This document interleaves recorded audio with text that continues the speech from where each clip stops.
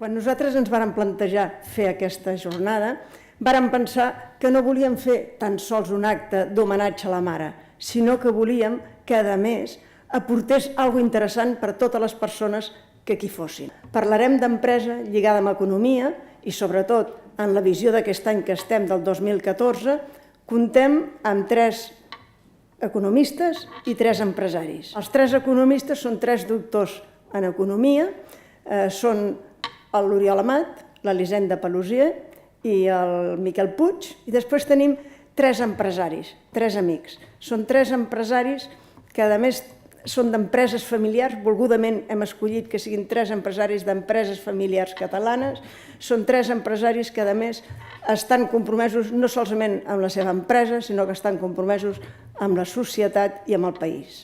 Els 3 empresaris són la Núria Bassi, el següent és el César Molins. El César Molins és director general d'una empresa del sector de la metal·lúrgica que es diu Ames, i el tercer empresari és el Ramon Carbonell.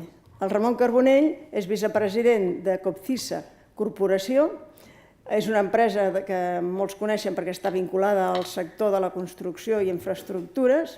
Els agraïm molt que avui estiguin aquí i participin en aquesta taula.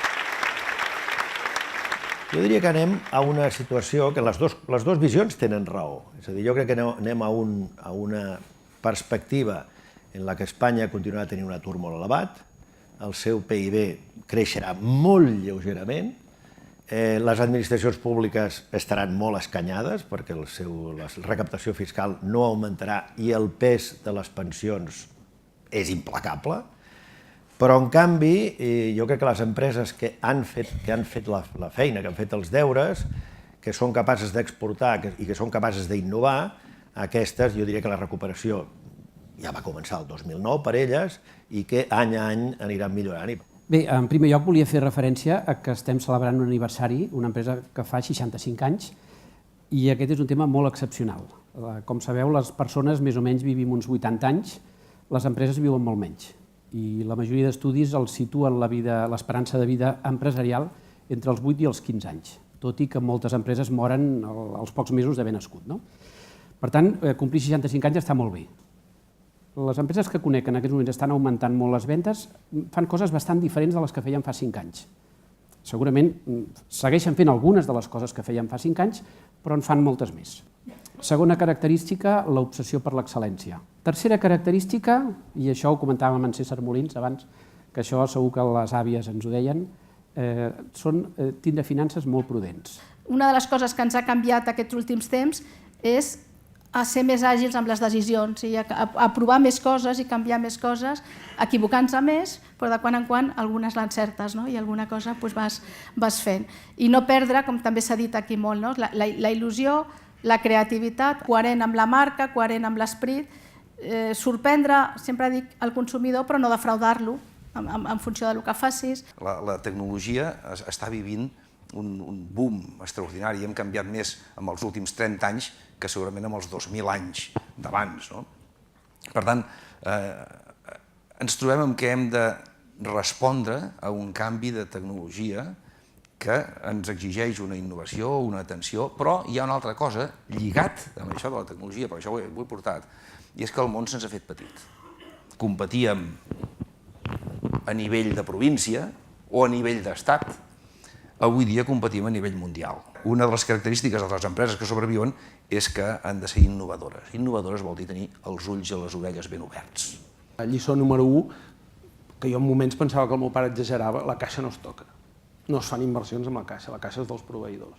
En moments que creixíem, penses, home, aquests diners ociosos aquí, els cants de sirena a la banca, home, jo aquí et faria una reco que ja veuràs, tu t'apalanques i fas... La caixa no es toca.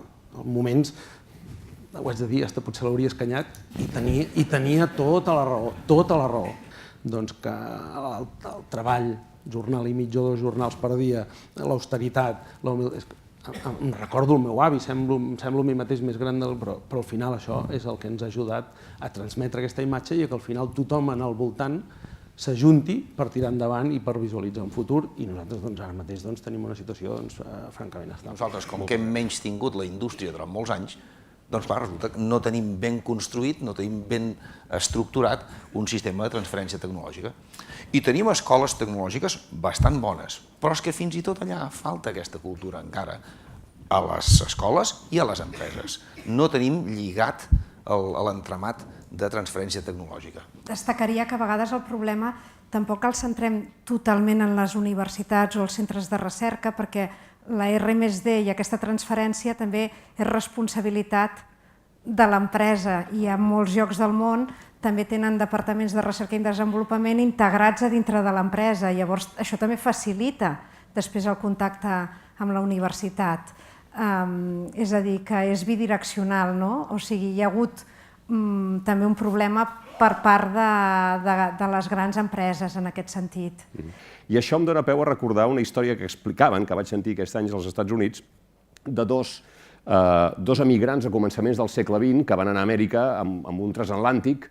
En fi, van arribar amb una mà al davant i una altra al darrere al port de Nova York, es van separar, van anar a parar a barris diferents, i al cap de 40 anys es van creuar les mirades en un restaurant, es van reconèixer, es van preguntar: tu ets aquell, com t'ha anat?